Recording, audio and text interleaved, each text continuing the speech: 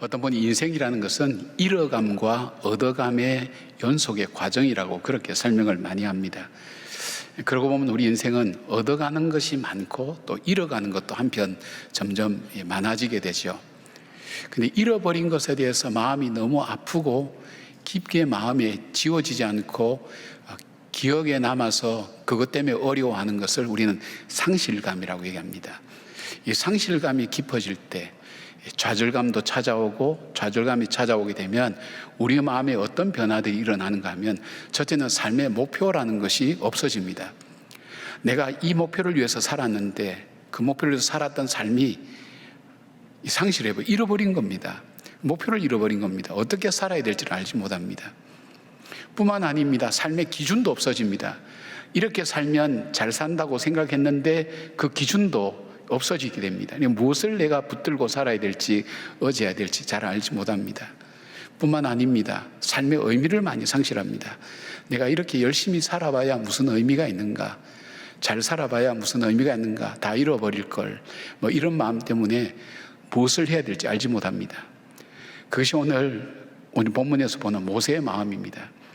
하나님 말씀대로 순종을 했습니다. 이적도 기적도 보여주셨습니다. 자기가 여러 번 거절했습니다. 자기는 자신 없어서 못 간다고, 능력이 안 된다고 했지만 하나님은 설득하셔서 모세를 보내셨습니다. 근데 결과가 좋아야 되는데 그가 찾아가서 바로에게 얘기했더니 단칼에 무시를 당합니다. 모세와 아론이라는 존재 자체를 인정하지 않습니다. 그리고 하나님의 이름이 무시를 당합니다. 뿐만 아닙니다. 자기를 환영해주고 맞이해 줄 알았던 히브리 백성들이 오히려 이 일 때문에 모세와 아론을 원망하는 일들을 겪으면서 모세는 낙심하고 실망하고 깊은 상실감과 좌절감에 빠져 있는 것을 보게 됩니다. 모세의 마음만 그렇겠습니까? 우리 인생 살아가는 것이 그런 마음 아니겠습니까? 여러분 속에 귀중한 것을 잃어버린 사람들, 그것이 회복이 되지 않아서 마음속에 상처와 아픔이 되어서 어려움 중에, 슬픔 중에 눈물을 흘린 사람도 있을 것이고, 때로는 삶의 목표도 잃어버린 사람도 있을 것이고, 이제는 어떻게 살아야 되나, 무엇을 의지하고 살아야 되는가, 무엇을 붙들고 살아야 되는지 잃어버릴 수도 있고, 이렇게 산다는 것이 어떤 의미가 있는가, 그런 마음으로 좌절하고 실망한 사람은 없습니까? 오늘 이 본문은 하나님께서 이 모세를 회복시켜 주셔서 다시 모세로 하여금 일어나게 만드는 하나님의 사랑을 볼 수가 있습니다. 변하지 않는 그 하나님의 사랑은 오늘 우리 가운데 상실감과 좌절감 때문에 삶의 목표를 잃어버리고 삶의 의미도 잃어버리고 삶의 기준도 잃어버리는 우리들 마음속에 회복시키시는 하나님의 은혜가 이 말씀을 듣는 가운데 모세를 회복시키는 하나님의 능력이 여러분과 저의 마음도 회복시키는 놀라운 은혜가 있기를 주님의 이름으로 축복합니다. 자, 하나님은 어떻게 이 모세를 회복시켰습니까? 제일 먼저 하나님이 하신 것은 하나님과의 관계를 먼저 회복시키십니다. 출애굽기 5장 22절부터 23절 보니까 모세가 여호와께로 돌아와서 아뢰되 주여 어찌하여 이 백성이 학대를 당하게 하셨나이까? 어찌하여 나를 보내셨나이까? 내가 바로에게 들어가서 주의 이름으로 말한 후로부터 그가 이 백성을 더 학대하며 주께서도 주의 백성을 구원하지 아니하시나이다. 모세가 하나님께 불평을 합니다. 근데 이어서 6장 2절에 하나님께서 이렇게 말씀합니다. 하나님이 모세에게 말씀하여 이르시되 나는 여호와이니라. 그렇게 말씀하시는데 이 말은 뭐냐면 하나님은 모세에게 여호와 하나님은 언약을 반드시 지키는 전능자라는 사실을 모세에게 일깨워줍니다. 이후로 이 본문에서 여호와라는 단어가 6장 한 장에서만 11번이나 계속해서 언급되고 있습니다. 우리가 상실과 좌절감으로 우리 마음이 가득 찰 때에 가장 중요한 것이 모세처럼 하나님께로 돌아가는 것입니다. 그리고 하나님 하시는 말씀을 듣는 것입니다. 하나님이 어떤 분이라는 것을 아는 것이 회복의 가장 중요한 우선순위라는 겁니다. 왜냐하면 우리 마음이 상할 때에 하나님과의 관계가 가장 먼저 상하기 쉽습니다. 이때는 하나님과 우리 사이에 사단의 이간질이 가장 집요합니다. 사단의 회복과 치유와 공급의 근원자이신 하나님에게서 우리를 분리시키려고 합니다. 그래서 자신이 실패하고 좌절한 것에 생각과 마음이 고정되어 버려서 다른 것을 볼 수 없게 만듭니다. 이럴 때 중요한 것은 내 시선을 빨리 내 문제에서 옮겨서 하나님께로 옮기는 것이 중요합니다. 저는 하나님께 불평과 좌절도 괜찮다고 생각합니다. 오늘 모세는 하나님께 돌아와서, 여호와께 돌아왔다 그랬죠. 돌아와서 하나님께 불평과 원망을 하고 있습니다. 하나님 시킨 대로 했는데 왜 이 모양 이 꼴이 되었습니까? 사실 말하면 그 뜻입니다. 그러나 하나님께 불평과 불만을 한다는 것은 하나님의 절대 주권을 인정한다는 것입니다. 이 모든 일을 하나님께서 하셨고 하시지 않으셨다는 것을 모세가 인정하는 것입니다. 그래서 저는 하나님 앞에 하는 불평과 원망은 죄가 아니라 믿음의 또 다른 이름이라고 저는 그렇게 생각합니다. 우리가 입술로 죄를 짓지 않는다는 것도 참 중요하지만, 그러나 우리가 하나님 앞에 나와서 하나님 앞에 불평하고 하나님께 항의하고 하나님께 원망하는 것은 우리 믿음의 또 다른 모습이라는 것을 알게 됩니다. 그래서 우리가 중요한 것은, 회복이 가장 중요한 것은 바로 하나님께 나와야 하나님께서 우리를 공급해 주시고 하나님께서 우리를 회복시켜 주시고 우리를 치유하신다는 것입니다. 왜냐하면 하나님은 치유자이기 때문입니다. 회복하시는 분이시기 때문입니다. 우리가 우리 자신을 치유할 수가 없습니다. 세상의 어떤 말도 어떤 사람도 우리를 치유할 수가 없습니다. 하나님밖에 없습니다. 그래서 오늘 이 모세처럼 하나님께로 돌아오는 것이 참으로 중요합니다. 돌아가서 불평하는 모세를 향해서 하나님은 말씀하십니다. 언약을 다시 확인시켜 주십니다. 왜곡된 하나님의 모습을 바로잡아 줍니다. 너가 아는 하나님의 모습이 그게 아니라고, 하나님은 언약을 지키는 하나님이라고, 언약을 지키는 능력의 하나님이 바로 너가 지금 바라보고 믿는 하나님이라는 것을 일깨워 주면서 다시 그 하나님을 신뢰하게 만든다는 것입니다. 남편과 아들들을 이방 땅에서 다 잃어버리고 새로 시작할 아무런 근거를 가지고 있지 못했던 나오미의 회복은 언제부터 시작됐습니까? 그가 회복을 위해서 다른 몸짓을 했을 때가 아닙니다. 그가 회복되기 시작한 것은 내가 여호와께로 돌아가리라, 하나님께로 돌아가리라. 그리고 하나님께로 돌아갔을 때에 그 나오미의 인생은 다시 회복되기 시작했습니다. 하나는 고통 속에서 절망하고 있었습니다. 그녀가 아무리 몸부림쳐도 자신과 세상에서는 해답이 없었습니다. 그야말로 절체절명의 시간이었습니다. 그런데 한나는 하나님 앞으로 나아갑니다. 하나님 앞에 나갔습니다. 그가 많은 문제, 해결되지 않는 문제, 해결될 수 없는 문제, 풀어갈 수 없는 문제, 무거운 짐을 지고 하나님 앞에 그대로 나옵니다. 하나님께 그대로 올려드립니다. 그때부터 문제가 풀리기 시작했습니다. 엘리 제사장을 통해서 하나님의 말씀을 듣습니다. 하나님의 약속을 듣습니다. 그리고 그 다음에 역사가 일어납니다. 두 사람뿐만 아닙니다. 우리 삶도 마찬가지입니다. 우리의 삶은 하나님께 있습니다. 하나님의 절대 주권에 대한 고백입니다. 이해가 안 돼도 내가 감당할 수 없는 문제라 할지라도 회복되기를 원한다면 하나님께로 돌아가야 됩니다. 그때 하나님께서 우리에게 말을 걸어오십니다. 그리고 다시 확신을 주십니다. 우리가 기억해야 될 것은 하나님께로 돌아가려고 할 때 가장 방해가 되는 것이 바로 내 자신이라는 것, 죄된 나의 생각이라는 것, 상실과 슬픔 속에 젖어 있는 내 자신이 가장 하나님께 돌아갈 때 방해물이 된다는 것, 그리고 그런 나를 격동시키는 사단이 나로 하여금 하나님으로부터 멀어지게 만든다는 것을 잊지 말아야 됩니다. 그리고 어떻게 해야 됩니까? 성령님께 도움을 구해야 됩니다. 하나님, 나로 하여금 하나님께로 돌아가게 해 주십시오. 하나님 앞에 내 원망과 불평까지도 이야기할 수 있도록 해주시기를 원합니다. 혼자 불평하고 원망하고 다른 사람에게 얘기하면 상처와 아픔이 되고 그것이 문제가 되지만 하나님 앞에는 문제가 되지 않습니다. 하나님께서 오히려 말씀하십니다. 그리고 우리에게 잘못된 생각과 마음들 하나님께서 바로잡아 주시고 위로해 주시고 하나님에 대한 바른 언약의 하나님이 되신 것을 우리에게 약속으로 알려주신 것을 말합니다. 주님은 지금도 우리를 초청하십니다. 마태복음 11장 28절 보니까 수고하고 무거운 짐진 자들아 다 내게로 오라, 내가 너희를 쉬게 하리라. 여러분, 수고하고 짐진 자들을 초청하는 사람이 있습니까? 세상에? 여러분이 수고하고 짐질 때 정말 가서 쉴 때가 있습니까? 세상 사람들 초청할 때 있나요? 쉴 곳 있나요? 수고하고 무거운 짐진 자들아 다 내게로 오라. 주님밖에 없습니다. 내가 너희를 쉬게 하리라. 주님은 우리를 초청하십니다. 주님께로 나오기를 원하고 계십니다. 주님께서 기다리고 계십니다. 미국의 탈봇 신학교 교수였던 닐 앤더슨 교수님은 수많은 사람의 자들과 상실감을 가진 사람을 치료했습니다. 근데 이 사람들이 치료가 되고 회복이 되는 딱 두 가지 요인이 있는데, 하나는 자기의 정체성, 하나님 앞에 나는 누군가는 그 정체성이 회복되고, 왜곡된 하나님의 모습이 바로 세워질 때에 그때 치유가 일어나고 그를 묶고 있던 귀신도 떠나가게 되고 질병에서 노임도 받게 되고 회복이 되는 역사를 그는 계속해서 경험하면서 책으로 써내기도 하고 실제 사역을 통해서 많은 사람을 자유롭게 했습니다. 어떤 문제와 어려움을 겪고 있든지 하나님께로 돌아가십시다. 아니, 하나님께로 돌아가게 해달라고 간구하십시다. 왜냐하면 이것이 우리 회복의 가장 시작이 되기 때문입니다.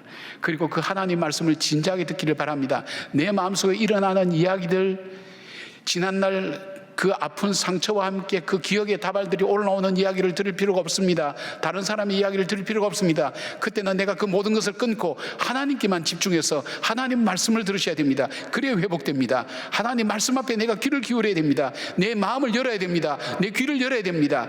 그때 하나님께서 내게 말씀하십니다. 회복의 말씀을 하십니다. 다시 살아날 말씀을 하십니다. 소망의 말씀을 하십니다. 여러분, 힘들고 어려울 때 마음에 내키지 않지만, 이해되지 않지만 우리가 회복을 위한 첫 번째는 하나님께로 돌아가는 일입니다. 하나님과의 관계를 회복하는 일입니다. 그런 역사가 있기를 바랍니다. 두 번째로 하나님께서는 모세를 어떻게 회복시키셨는가?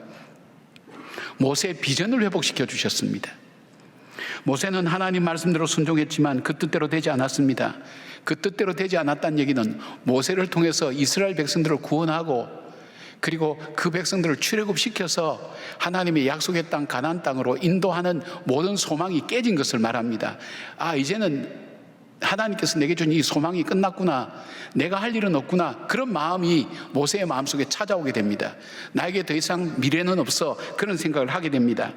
그때 하나님께서 비전을 다시 선포하십니다. 말씀해 줍니다. 출애굽기 6장 6절부터 8까지 하나님은 길게 이렇게 말씀합니다. 그러므로 이스라엘 자손에게 말하기를, 나는 여호와라. 내가 애굽 사람의 무거운 짐 밑에서 너희를 빼내며 그들의 노역에서 너희를 건지며 편팔과 여러 큰 심판들로서 너희를 속량하여 너희를 내 백성으로 삼고 나는 너희의 하나님이 되리라. 나는 애굽 사람의 무거운 짐 밑에서 너희를 빼낸 너희의 하나님 여호와인 줄 너희가 알리라.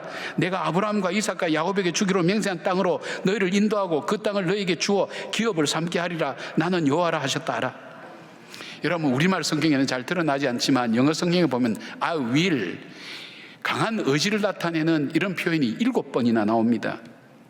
하나님께서 안식을 주시겠다는 약속입니다. 구원의 약속입니다. 자신의 백성 삼겠다는 약속입니다. 애굽 사람의 무거운 짐에서 자유하게 하시겠다는 약속입니다. 하나님께서 조상들에게 약속하신 땅을 반드시 주시겠다는 것입니다. 뿐만 아닙니다. 그 땅을 이 백성의 기업이 되게 하시겠다는 것입니다. 그리고 하나님은 언약하시는 것을 이룬다는 것을 만 백성이 알도록 하나님께서 그렇게 하시겠다는 것입니다. 근데 이미 약속하신 겁니다. 그것을 다시 일깨워 주시는 겁니다. 여러분, 우리가 은혜를 받았다는 게 뭡니까? 내가 이미 예전에 알고 있었던 것, 그러나 그 문제에 가려져서 깨닫지 못하고 알지 못하고 생각하지 못하는 것을 일깨워 주는 겁니다. 그렇지, 하나님 이런 분이셨지, 하나님 내 삶을 이렇게 인도해 주셨지, 이보다 더 절망적인 상황에서 내 삶을 붙들어 주셨지, 그것을 기억해내는 겁니다. 하나님께서 그 약속의 말씀을 다시 이렇게 세워주시면서 하나님은 언약하신 것을 이루시는, 성취하시는 그 하나님은 약속하신 대로 그 비전과 꿈을 이룰 것을 모세에게 다시 알려주시는 것입니다. 하나님께서 왜 모세에게 하나님 계획을 다시 자세히 알리십니까? 바로 모세에게 잃어버린 비전을 회복시키는 겁니다. 사람은 비전이 회복될 때 소망이 생깁니다. 삶의 목표가 생깁니다. 삶의 의미를 찾게 됩니다. 또한 무슨 일을 해야 될지 동기가 일어나게 됩니다. 의욕을 갖게 됩니다. 그러나 그 비전은 우리 것이 아닙니다. 내가 내 속에서 일으키는 비전은 야망입니다. 비전은 하나님이 주시는 것입니다. 비전을 통해서 우리로 하여금 하나님의 계획을 이루는 사람으로 세워나가는 것입니다. 하나님 계획은 바로 우리의 소망이요 우리의 생명인 것입니다. 다윗이 사울에게 쫓겨서 도망갈 때에 어디에 갈 데가 없어 숨을 데가 없어서 동굴에 가서 숨었습니다. 그런데 기가 막힌 일들이 일어납니다. 사무엘상 22장 1절부터 2절 보니까, 그러므로 다윗이 그것을 떠나 아둘람 굴로 도망하며 그의 형제와 아버지와 온 집이 듣고 그리로 내려가서 그에게 이르렀고, 환난당한 모든 자와 빚진 모든 자와 마음이 원통한 자가 다 그에게로 모였고, 그는 그들의 우두머리가 되었는데 그와 함께 한 자가 400명가량이었더라. 인생살이가 얼마나 어려웠으면 언제 잡혀서 죽을지 모르는 다윗을 따라서 그가 숨어있는 동굴로 찾아갈 만큼 비참한 인생들이 모인 겁니다. 환난당한 자, 빚진 자, 억울한 사람들이 다 모인 겁니다. 400명이 그대로 모였습니다. 동굴까지 따라갔습니다. 세상이 이들을 버렸습니다. 아닙니다. 이들이 세상을 도로 버린 것입니다. 근데 이들이 시편 57편에 보면 다윗과 함께 이들의 노래가 바뀌어집니다. 7절에서 8절, 하나님이여 내 마음이 확정되었고 내 마음이 확정되었사오니 내가 노래하고 내가 찬송하리이다. 내 영광아 깰지어다. 비파야 수금아 깰지어다. 내가 새벽을 깨우리로다. 주여 내가 만민 중에서 주께 감사하오니 문나라 중에서 주를 찬송하리이다. 여러분, 빚지고 마음이 원통하고 억울한 일 당한 사람이 마음속에 어떤 마음이 있을까요? 감사가 있을까요? 찬송이 있을까요? 상처받은 일밖에는 생각이 나지 않을 거예요. 열심히 살았는데 나는 왜 이렇게 빚지고 살아야 되지? 나는 힘이 없으니까 내가 억울한 일을 당해도 원통한 일을 당할 수밖에 없구나. 원통하다는 것, 마음이 너무 속이 상한다는 겁니다. 억울하다는 겁니다. 힘이 없어서 억울하다는 겁니다. 내가 발버둥 쳐봐도 나는 소용없는 그 인생의 막장에 살고 있었던 사람 그 모습 아닙니까? 이 막장 인생에 사는 사람들이 하는 말이 뭘까요? 그들은 아픔의 얘기입니다. 슬픔의 얘기입니다. 실패의 얘기입니다. 좌절의 얘기입니다. 그리고 이렇게 얘기할 수 있을까요? 이 세상 다 불질러 버려서 다 없어져 버려라. 그렇게 생각할 수도 있을 겁니다. 우리가 동해 안에 지금 불 났던 것도 그런 사람 아닙니까? 열받아서 그냥 불을 질렀다는 거 아닙니까? 사람들이 자기를 몰라줬기 때문에, 안 알아줬기 때문에. 그것이 사람의 마음입니다. 그 사람들 입에서 어떻게 찬송이 나올 수 있을까요? 그 사람들 속에서 어떻게 이런 노래가 나올 수 있을까요? 그것도 동굴 속에서. 상황이 바뀐 것 아닙니다. 내 영혼이, 내 마음이 확정되고 확정되었사오니 내가 새벽을 깨우겠다. 어둠 속에 갇혀서 자기 자신도 헤어나오지 못한 사람이 무슨 새벽을 깨웁니까? 내가 여호와를 찬송하겠다, 찬양하겠다, 여호와께 감사하겠다, 이 말이 어디서 나옵니까? 나올 수가 없습니다. 어떻게 이렇게 이 고백이 나올 수 있었을까요? 그것은 하나님께서 행하신 일을 깨달았을 때입니다. 아, 하나님께서 행하시는구나. 우리가 비록 동굴 속에 있고 억울하고 원통하고 빚진 어떤 심정을 가지고 살아가고 있지만 하나님께서는 우리를 이대로 두지 않고 하나님께서 행하시고 하나님 언약하신 것을 이루어 가실 거라는 그 믿음과 확신이 믿어질 때에 그들 입술 속에는 그들의 마음의 원망이 바뀌어서 찬양으로 바뀌고 하나님에 대한 감사로 바뀌고 그리고 그들의 언어가 바뀌어집니다. 대화의 주제가 바뀌어집니다. 소망이 됩니다. 기쁨이 됩니다. 그런 비전과 꿈을 가진 그들에게 주님은 바로 이 다윗을 통해서 다윗의 왕조를 세우게 됩니다. 그뿐만 아닙니다. 압살롬에서 쫓겨갈 때도 마지막 끝까지 따라갔던 사람들이 이 400명입니다. 이 400명을 통해서 무너진 나라를 다시 세우게 하셨고 다시 세워진 다윗의 왕조를 통해서 메시아가 오게 하셨습니다. 어떤 사람을 통해서요? 비전을 가진 사람에게. 하나님의 비전을 가진 사람을 주님은 사용하십니다. 하나님의 비전을 가진 사람은 노래하게 합니다. 찬양하게 합니다. 하나님의 비전은 내 길이 아닙니다. 내 길을 걸어왔더니 내가 내 인생 잘 살려고 걸어왔더니 결국 그 삶의 마지막에는 빚진 것밖에 없습니다. 온통한 것밖에 없습니다. 억울한 일밖에 남아있지 않습니다. 내 길이 끊겨졌습니다. 어디로 가야 될지 모릅니다. 이제 나는 내 인생의 앞길은 없습니다. 그렇게 얘기할 수 있습니다. 그러나 내가 하나님 앞에 하나님이 행하실 일을 봤더니 내 끊어진 그 길에서 하나님께서 일을 하시겠다는 거예요. 내가 길이요 진리요 생명 되시는 그 하나님께서 내 인생의 길이 되어 주시겠다는 것입니다. 그 약속을 주시겠다는 것입니다. 그 약속을 붙들 때에 다시 소망 가운데 일어설 수가 있는 겁니다. 바로 이 비전을 가진 사람이 어떤 절망 가운데서도 낙담하지 않습니다. 다시 일어나게 됩니다. 사랑하는 여러분, 하나님의 거룩한 약속을 믿으시기를 바랍니다.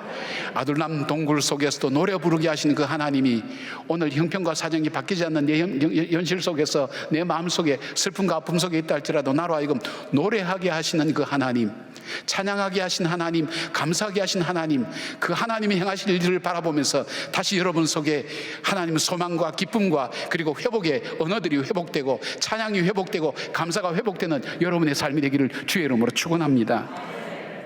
세 번째로 하나님께서는 모세에게 어떻게 회복시켰습니까? 그의 소명을 회복시켜 주셨습니다. 모세는 하나님 말씀에 순종하여서 이스라엘 백성에게 전했습니다. 바로에게 전했습니다. 그러나 돌아오는 것은 조롱과 불신과 불가능이라는 건 현실이었습니다. 9절에 보니까 모세가 이와 같이 이스라엘 자손에게 전하나 그들의 마음의 상함과 가혹한 노역으로 말미암아 모세의 말을 듣지 아니하였더라. 이럴 때 어떤 마음을 느낍니까? 나는 여기까지인 것 같아 라고 결론을 내리든지, 아니면 내 힘으로는 이제 더 이상 할 수 있는 것은 아무것도 없다는 좌절과 포기입니다. 그래서 모세는 그가 하나님의 부르심을 처음 거절했을 때 했던 말을 하나님께 다시 하고 있습니다. 12절 보니까 모세가 여호와 앞에 아뢰되 이르되 이스라엘 자손도 내 말을 듣지 아니하였거든 바로가 어찌 들으리까? 나는 입이 둔한 자니이다. 무슨 말입니까? 내가 안 간다고 하지 않았습니까? 내 힘으로는 안 된다고 내가 몇 번, 5번인가 6번인가 내가 말씀드리지 않았습니까? 나는 적격자가 아니라고 말씀드리지 않았습니까? 그런데 왜 나를 보냈습니까? 지금 이 얘기입니다. 그런데 그 말씀에 이어서 13절에 하나님께서 이 말씀하십니다. 여호와께서 모세와 아론에게 말씀하사 그들로 이스라엘 자손과 애굽왕 바로에게 명령을 전하고 이스라엘 자손을 애굽 땅에서 인도하여 내게 하시리라. 무슨 말씀이죠? 이 일은 내가 너에게 명령한 것이고 너가 하도록 그렇게 내가 명령한 것이야. 이건 너가 해야 될 일이야. 너가 그렇게 살아야 될 삶이야. 너에게 한 말이야. 하나님께서 다시 모세에게 그 소명을 다시 회복시켜 주신 거예요. 이게 너가 해야 될 일이야. 실패하든 좌절되든 절망되든 너가 해야 될 일이야. 내가 너한테 명령했어. 너에게 맡겨준 일이야. 바로 그런 뜻입니다. 사랑하는 여러분, 우리가 예수 믿는 사람으로 이 시대 속에 살아간다는 건 정말 어렵습니다. 쉽지 않습니다. 그러나 우리가 하나님 앞에서 살아간다는 그 믿음 가지고 살아갈 때 세상 사람들은 우리의 삶을 통해서 뭐를 봅니까? 하나님을 바라보게 되는 것입니다. 우리가 해야 될 일, 허드렛 일, 그 일도 우리에게는 하나님께서 내게 주신 소중한 일로 여기고 감당할 때 하나님께서 책임지시는 것입니다. 종교개혁에서 역사적으로 문화적으로 가장 큰 영향을 준 것이 있습니다. 그것은 만인 제사장설과 직업 소명설입니다. 여기에 그런 얘기가 나옵니다. 비록 하녀가 젖소에 젖을 짜는 것이라 할지라도 이거는 그 당시에 가장 천한 일이라고 볼 수 있습니다. 이것이라 할지라도 나에게 하나님께서 맡기신 일로 여길 때에는 그것이 성직이 된다고 했습니다. 제가 지금 이 자리에 서서 말씀을 전하고 목회자로서 성직자로서 산다고 얘기합니다. 그러나 제 마음 중심이 제 야망을 위해서, 제 유익을 위해서 그렇게 살아간다면 성직의 자리에 있다 할지라도 성직이라고 그렇게 얘기할 수가 없습니다. 그러나 여러분이 직장에 일을 하든지 집에서 빨래를 하든지 밥을 하든지, 그러나 하나님께서 내게 이 가족을 나에게 맡겨주셨다, 나에게 일을 맡겨주셨다, 그런 마음으로 하나님께서 내게 주신 일이라는 그 믿음과 마음을 가지고 할 때 그것은 성직이 된다는 것입니다. 이것이 바로 문화를 바꾸고 역사를 바꾸고 세계의 흐름을 바꾸는 놀라운 하나님 가치관으로 자리 잡게 된 것입니다.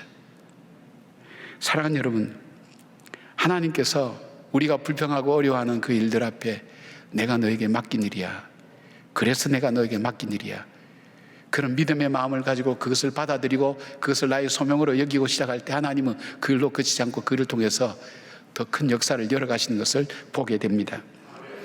유튜브 채널 위라클이라는 것을 운영하는 박위라는 청년이 있습니다. 35만 명의 구독자를 보유하고 있는데, 그는 27살 대학교 다닐 때에 당시 외국계 기업 인턴으로 들어갔는데 그 회사에서 정식 사원 제안을 받았습니다. 내 인생이 잘 풀려지는구나 생각하고 친구들과 함께 파티를 하게 됐습니다. 근데 그가 눈을 떴을 때는 병원 중환자실이었습니다. 술을 먹고 이 건물과 저 건물 사이에 떨어져서 목뼈가 부러지고 척추신경이 완전히 끊어져서 전신마비가 된 것밖에는 자기는 발견할 수 없었습니다. 그가 의식이 돌아왔을 때는 자기가 스스로 할 수 있다는 것은 이제 아무것도 없다는 것, 27의 나이에 내가 할 수 있는 것은 아무것도 없다는 것, 좌절과 절망이 그의 마음속에 자리를 잡게 되었습니다. 완전히 가득 차게 됐습니다. 하나님을 원망하며 깊은 상실감으로 젖어 있을 때에 억지로 따라간 청년부 수련회에서 중보기도라는 것을 처음으로 경험하게 됐습니다. 자기는 기도 필요 없다고, 기도 안 받아도 된다고. 그런데 자기의 형제 자매들이 와서 자기를 위해서 기도하는데 정말 자기 일처럼 울면서 간절하게 기도하는 것을 보면서 마음에 뭔가 모르는 감동이 밀려오는 겁니다. 이 사람들이 내 마음을 정말 내 자신처럼 그렇게 기도하는구나. 거기서 하나님을 다시 발견하게 됩니다. 그리고 이 공동체의 사랑이라는 것이 얼만큼 귀한 것인가, 그리고 자기가 용기를 얻게 됩니다. 힘을 얻게 됩니다. 이 사랑을 나도 나누고 싶구나. 그러면서 그에게 떠오르는 것은 그가 병원에 있을 때에 갑작스러운 사고로 여러 가지 장애를 얻으면서 좌절하고 절망한 사람들 얼굴이 떠올라집니다. 이 사람들에게 뭔가 나는 이 메시지를 전해야 되겠다 생각합니다. 그때부터 피나는 재활훈련을 합니다. 그가 2kg 정도 되는 아령을 조금 들 수 있는 그 힘이 생겼을 때 휠체어에 옮겨 탑니다. 그리고 시간과 공간의 장애를 받지 않고 어디든지 무엇인지 할 수 있는 유튜브를 채널을 열게 됩니다. 그게 위라클이라고 하는, 박위라고 하는 자기 이름도 있겠지만 우리라고 하는 위라클, 모두가 기적을 일으키는, 그런데 이 유튜브 채널의 목적은 그겁니다. 희망을 전하는 것. 나처럼 절망하고 좌절한 사람에게 소망이 있다는 것, 이 공동체가 있다는 것, 하나님께서 이 일을 나에게 맡겨졌다는 그 확신을 가지고 그는 열심히 살아가고 있습니다. 전신장애가, 전신마비가 내 인생의 끝이라고 생각하지 않고 오히려 그것을 통해서 좌절과 절망 속에 있는 사람에게 수많은 희망을 주는 삶을 살고 있습니다. 사랑하는 여러분, 코로나 시대를 맞이해서 우리들 속에 나도 원치 않는 여러 가지 어려운 일들을 많이 만날 겁니다.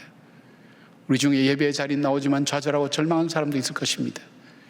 그러나 이 어려움마저도 하나님께서 나에게 주신 일이라는 것을 내가 믿음으로 받아들이고 하나님의 절대 주권을 인정하고 주님의 음성 앞에 귀를 기울일 때 주께서 우리를 통해 분명히 길을 열어가실 겁니다.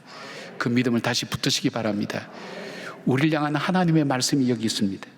에레미야 29장 11절, 여호와의 말씀이니라. 너희를 향한 나의 생각을 내가 아나니 평안이요 재앙이 아니니라. 너희에게 미래와 희망을 주는 것이니라. 저와 여러분을 향한 하나님의 말씀입니다. 아멘.